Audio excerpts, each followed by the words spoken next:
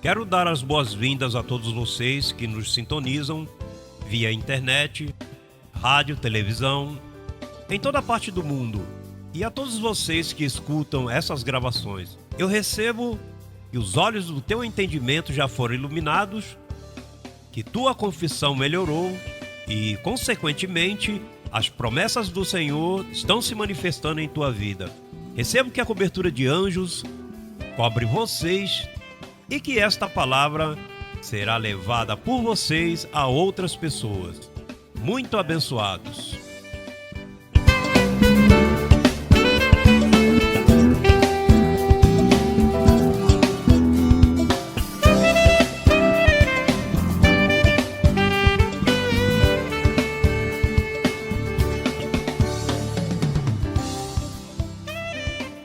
Nos disse que Espírito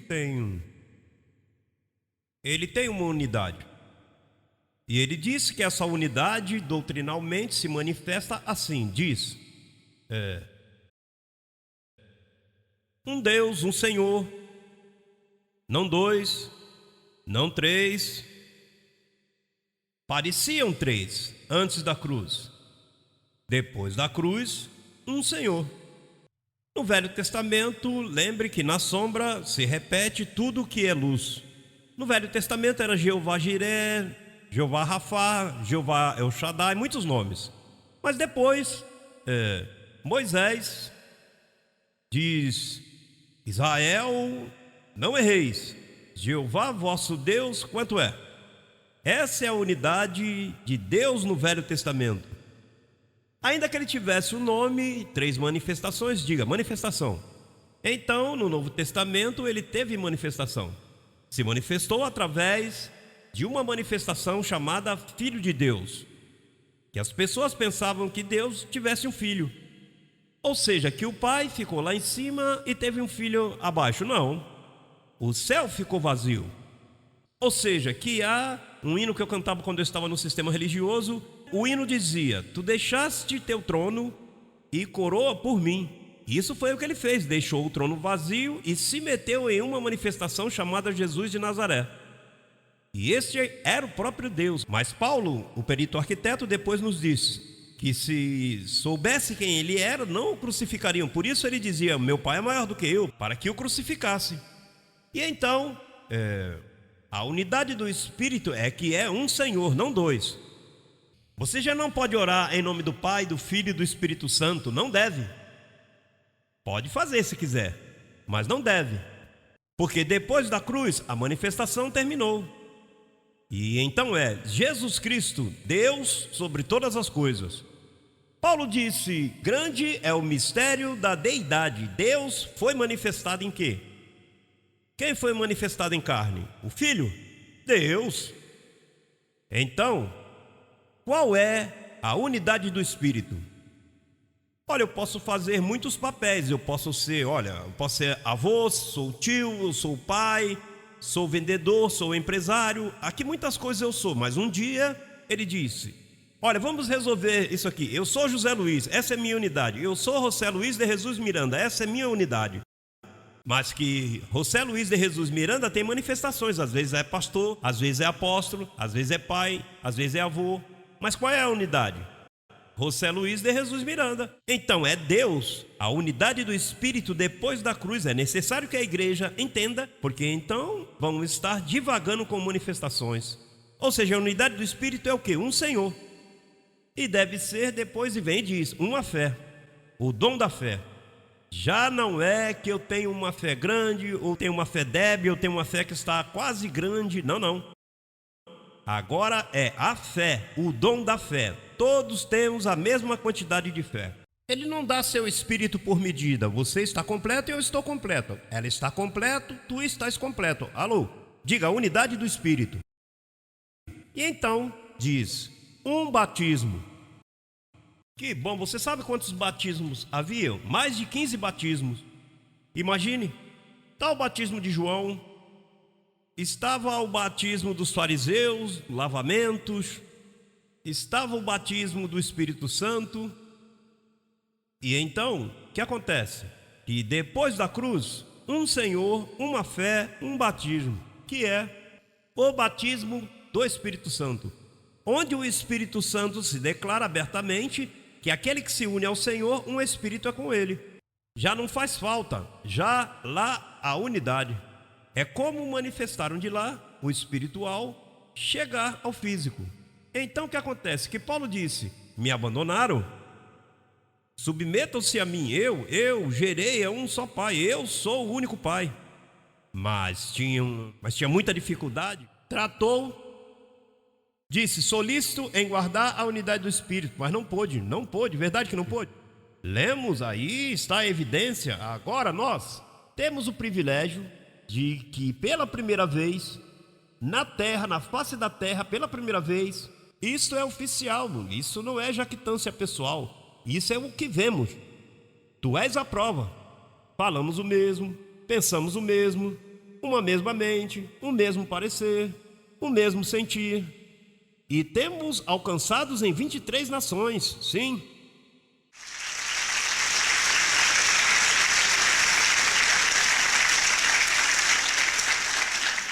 Então, Deus fez uma convocação ontem para dizer-te: olha, seja solícito em guardar-me isso. Isso nunca se conseguiu, e agora já está.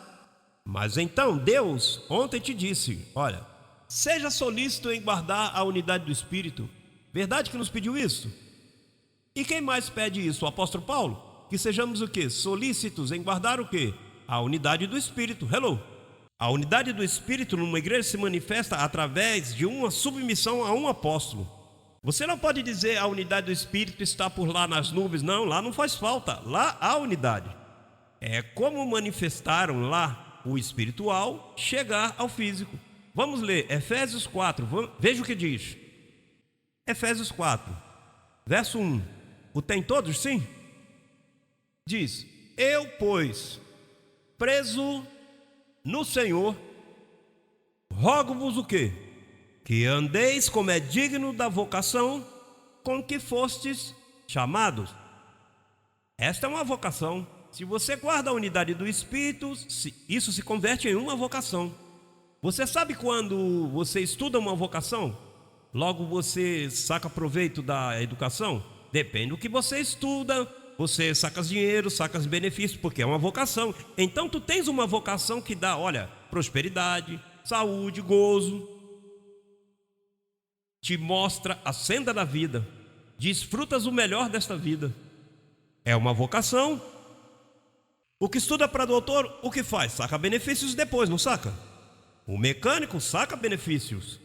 Pois se te pede a ti não te chamaram a uma religião de pessoas tristes, onde temos medo de Deus e há um diabo que está nos vigiando. A ti te chamaram a uma vocação, a um estilo de vida. Ainda que sejas, é isso que eu vivo um estilo de vida. Eu programo os meus dias completinhos. E mais, eu sei o que vou comer pela manhã, já sei o que eu vou comer ao meio-dia, já planejo pela noite, já sei todas as coisas que vou fazer pela tarde, as ligações que eu tenho que fazer. Então eu desfruto de cada dia. O salmista Davi disse: ensina-me a contar meus dias de modo que haja neles contentamento. Pois isso é um estilo de vida, é uma vocação que Deus te dá, a sabedoria para que tu caminhes em vitória, para que caminhes com gozo. Amém? Então Paulo está preso por isto, mas não conseguiu alcançar ninguém, e está preso. Me dá pena que não tenha conseguido nada. Mas ele disse: eu, pois, preso no Senhor, rogo-vos que andeis como és digno da vocação com que foste chamado, com toda a humildade e mansidão. Olha que lindo isso. Eu às vezes escuto pregadores que falam como uma jactância: olha, isso e aquilo que lá. E me dá tanta lástima, porque uso o púlpito para falar. Devia haver humildade na pessoa, deviam refletir isso. Sabe quando há humildade? Você sabe que você não é nada em carne, e o que você tem te revelaram, verdade que sim? E então, sim.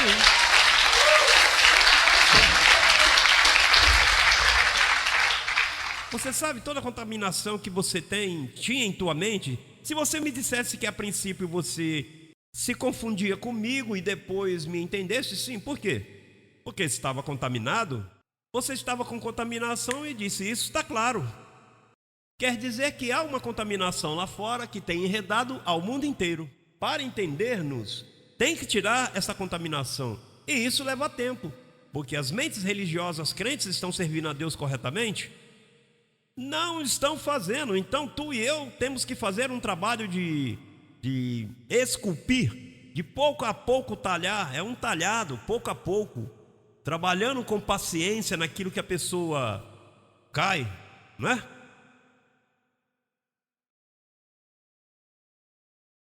Um batismo. A igreja tem dois. A unidade da fé é o quê? Um batismo. Quantos tem a igreja? É um só. O do Espírito. Não tem que ver com água. É o batismo do Espírito, onde Deus não trabalha com carne. O batismo que a igreja usa é o molhar a carne. O de Deus é para entrar no Espírito, dentro, no interior teu. Então esse é um detalhe que tem que fazer com calma. Diz, solícitos, aqui está o detalhe, verso 3: solícitos em guardar a unidade do Espírito no vínculo da paz. Em outras palavras, isto é uma solicitude que tem que fazer com paz. Aqui não pode obrigar, nós não temos alcançado que todos falamos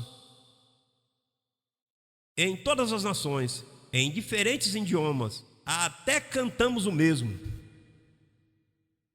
Olha, e quando isso se alcança, há os benefícios, diga benefícios. Ou seja, isso convém, guardar essa unidade convém, porque quando faz falta uma saúde dessas bem bonita, aí está. Quando faz falta, que faça falta, aí aparece, porque estamos guardando a unidade. Então, se guardamos a unidade, há uma cobertura. E se há uma cobertura, Deus tem que, porque Ele está comprometido com sua palavra. Veja, no Velho Testamento havia uma cobertura, o sangue. Sempre a sombra fala do que viria para o futuro. Então, quando o anjo da morte se manifestou no povo de Israel, vinha um anjo matando a todas as crianças, todos os primogênitos. Se metia e se ouvia os gritos, as mães chorando porque o menino havia morrido. Agora o que acontece? Que Moisés, ele dá aquela cobertura, a cobertura que passou, cobertura temporária, a cobertura com defeitos. Pois aquela cobertura, Moisés disse: olha, faça uma coisa, no umbral da porta ponha um sangue de cordeiro. E quando o anjo da morte vem, vê o sangue e diz: aí eu não me meto, que aí é a cobertura. Quando vem uma epidemia, estou debaixo de cobertura. Quando vem o terrorismo, debaixo de cobertura, debaixo. Mas se tu não estás debaixo da cobertura, Deus não se torna responsável. Você vê: Senhor, me ajuda. Não, eu não posso. Não há entendimento no meu povo. Eu pus uma cobertura e não a estão usando. Pois então diz Deus: que chegue um furacão, que chegue um tremor de terra, que chegue a praga, que chegue. Porque este mundo é assim. Deus protege aos seus e aos que andam em obediência. Quando Ele diz solícitos em guardar a unidade, para que vamos guardar a unidade? Com os propósitos, com os interesses, o interesse de viver bem nessa terra. Viver bem, diga, viver bem. Que bom é viver bem. Que bom é ter quando você necessita. Isso é tremendo, dinheiro é uma bênção. Que bom é ter dinheiro, verdade? Eu não disse que é bom amar ao dinheiro, é tê-lo, para usá-lo. Que bom é ter tudo que você necessita, pois essa cobertura dá dinheiro. O faz em forma que você não se dá conta. E essa cobertura também cura o corpo físico. Essa cobertura produz harmonia no lar. produz boas amizades. Que bom é ter boas amizades. Olha, que mal é uma má amizade. Te complica a vida, te danifica, te critica, te faz dano, te usa. Olha, ter uma boa amizade não te usa, te respeita, te cobre. O Espírito te protege de más amizades como? Veja fácil. Eu às vezes tenho conhecido líderes e pessoas que se me aproximam a mim e me falam de Deus, e que bom, sim. E então, às vezes em viagens e tudo eu os conheço, até que vem uma perguntinha: qual é a sua posição quanto a isso? Bom, nossa posição, com carinho, porque eu faço isso com mansidão, no vínculo do amor. Olha, nossa posição é que no velho pacto havia um diabo que fazia um dano tremendo. Um dia Deus se vestiu de carne ou seja, exclusivamente para destruir ao diabo. Assim, há 2000 anos, quando foi à cruz, ele destruiu e o lançou fora. Portanto, já eu não creio no diabo. Então essa pessoa de momento, já me saquei um do meio. Se não gosta disso, para quê? Para que eu andar com uma pessoa que tem uma mente danificada? E se me segue perguntando: o que mais que você tem? Bom, eu creio que quando Satanás trouxe o pecado, danificou meu corpo. Agora, meu espírito sempre foi guardado por Deus, porque ele disse, a palavra diz, que teu cuidado guardou o meu espírito. O que acontece é que o dano que fizeram a mim foi na mente. Então me destituíram da glória de Deus em conhecimento, mas meu espírito sempre esteve guardado. Por isso o Senhor, quando veio, disse: eu vim a buscar e a salvar o que se me havia perdido, que é meu. Eu vim buscá-lo e eu sei encontrá-lo. Esse dos milhões e de milhões que eu comparo com 100, eu tenho 99, dentro me falta um. Esse um eu vou buscar até encontrar. Portanto, eu creio que sou salvo, sempre salvo. Então diz o outro verso: um Senhor, uma fé, um batismo, um Deus e Pai de todos, o qual é sobre todos e por todos e que? E em todos. Um Deus, diga um Deus. Um Senhor. Irmão, hoje, pois, há muita variedade, muita diversidade, mas quando tu chegas a guardar a unidade do Espírito, se acaba a variedade e a diversidade. Quando tu chegas à unidade do Espírito, dizes: quem é Deus? Pois Deus é Jesus Cristo. Sim, mas também não. A unidade é um Senhor. Não, porque o Pai, que o Filho. Não. É um Senhor. Sim, mas o Pai, o Filho e o Espírito. O mistério da Santíssima Trindade. Esse mistério já se desvelou. Já não é mistério. É um Senhor. Ai, apóstolo, mas o mistério da Santíssima Trindade. Esse mistério já está desvelado. Já passamos da cruz para o lado de cá, já não temos que estar lá. Estamos depois da cruz. Já Deus não necessita se esconder em manifestações. Deus esteve escondido toda a história do Velho Testamento, até que chegou à cruz e deixou de esconder-se. E mais, Isaías disse: eu, Jeová, eu mesmo salvarei meu povo, eu estarei ali. Em quem? Na pessoa de Jesus Cristo. Diga: a unidade do Espírito. Apóstolo, e o que eu tenho que fazer para assegurar-me que estou na unidade do Espírito? É importante a unidade do Espírito? É importante. Agora, o que ele tem que fazer? Pois na unidade do Espírito vem em um ensino. E esse ensino vem através de um apóstolo. E então, para você guardar esta unidade do Espírito, você tem que estar submetido ao apóstolo que Deus te deu para guardar essa unidade. E isso foi o que Deus nos disse ontem. Eu ouvi Deus dizendo clarinho. Não, apóstolo, mas para não ter problema, eu não vou por lá, eu vou fazer o que é meu. Não, você sai da unidade do Espírito. Isso é o que fez todo mundo. Todo mundo pegou pelo seu lado. A mensagem é simples: a unidade do Espírito. E eu sou o apóstolo que te comunicou isso, não? Eu sou o apóstolo, você não sabia? Você não sabia? Pois eu tampouco sabia. Eu vivi igual que tu antes da cruz. E eu viajava, repreendia demônio. Pois eu aprendi a repreender demônio com os que estão antes da cruz. E eu dizia: irmão, Deus lhe abençoe, porque eu estava antes da cruz. Mas então, quando me revelaram que eles não poderiam dizer Deus te abençoe, porque Deus te abençoe é o que? Antes da cruz. E o que diz Gálatas 3:9? Que os que são de fé são o quê?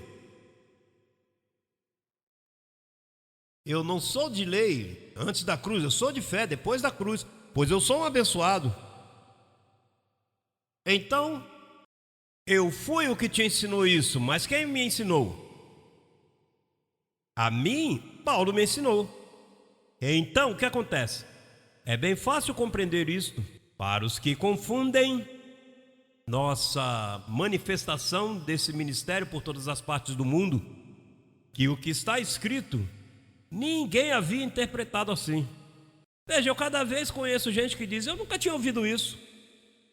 E eu já sei a história, porque vocês me disseram isso mesmo, eu nunca tinha ouvido isso. Agora, eu tampouco tinha ouvido, mas um dia Deus me revelou. E o que me disse foi: José Luiz, pula, depois da cruz. E o verso é maravilhoso. E você sabe por que eu vou repetir? Porque pode haver visitas aqui, ou podem haver pessoas que você convidou, olha, e estão me olhando milhões e milhões através dessas câmeras. Eles estão me ouvindo. Veja, estão me ouvindo desde o departamento de segurança, porque nós já estamos debaixo da mídia do governo, e eles estão dizendo: olha, esse grupinho é meio estranho, mas não podemos ainda tocá-los, porque nos vemos, não estão falhando em coisas maiores. E então, mas estão nos checando, e aí há teólogos que estão me olhando, e como me agrada, porque entre eles pode haver um Nicodemos desse que pela noite aparece: opa, eu quero. As entradas que nós temos diariamente, e olha, cada vez mais estão vendo, que estão trabalhando, deve estar cheios ouvindo, deve estar vendo familiares: venha ver aqui o que está acontecendo lá, estão me ouvindo, e por amor a eles, eu vou lhes mostrar um verso da Bíblia que em 2000 anos ninguém havia ocorrido isso. Diga: ninguém. Esse é o mistério. Para eu poder ser achado fiel como apóstolo, eu tenho que revelar mistérios. E esse é um dos mistérios mais maravilhosos que eu tenho visto. Romanos 7,4. Eu lhe chamo, olha, eu lhe chamo, você sabe como eu lhe chamo? A Romanos 7,4. Isso é um código. Código, quando eu lia isso, olha, se você está do lado de alguém, olha, leia Romanos 7,4. Use a ponte. Diga: ponte. Para que se usa uma ponte? Para chegar de um lado a quê? A outro. Pois a ponte começa antes da cruz, e quando passa, chega depois da cruz. Romanos 7,4.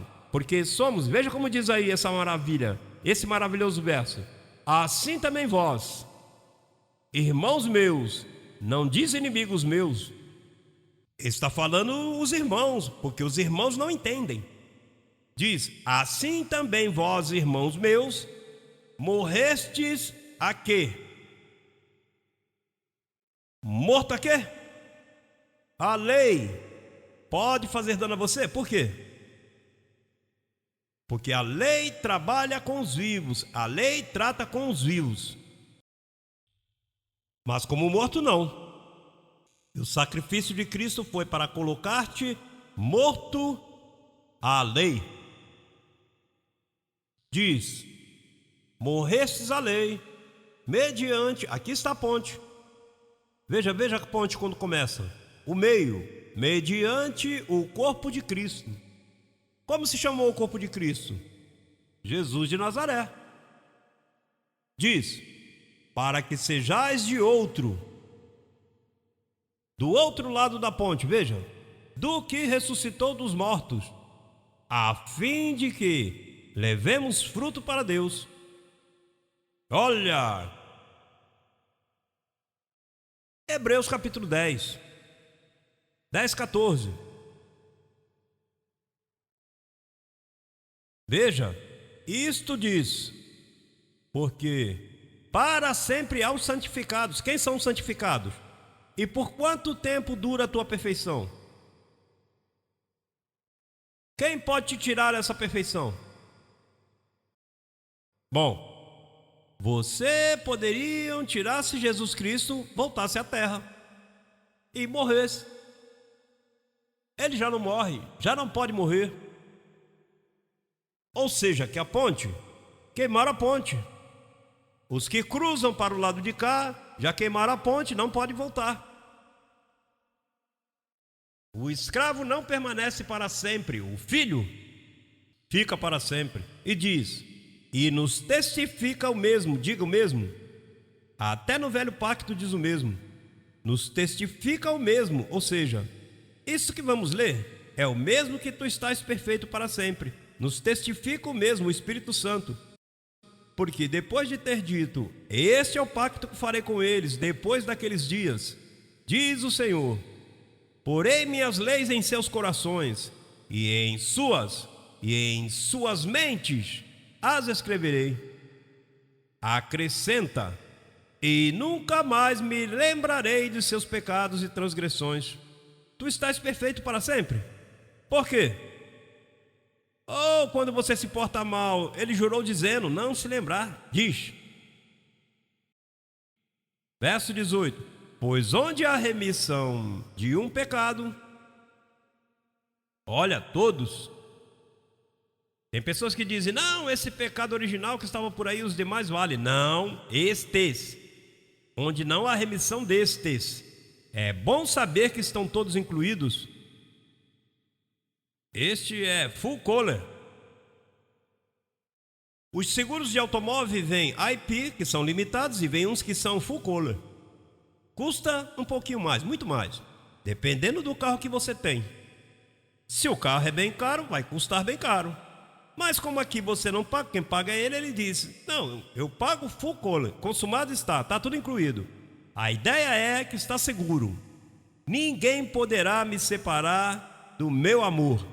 Nada, nem ninguém, nem o criado, nem o por criar, nem o profundo, nada poderá. Aqui está seguro, é salvo, sempre salvo. Nada.